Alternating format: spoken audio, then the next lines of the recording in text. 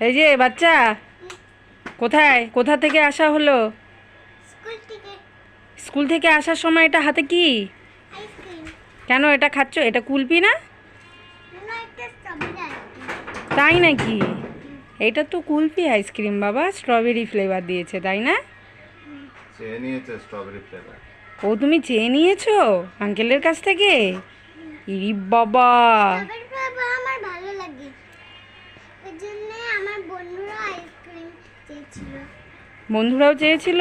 হুম, তুমি স্কুলে এই যে কি পড়াশোনা করে আসলে স্কুল থেকে?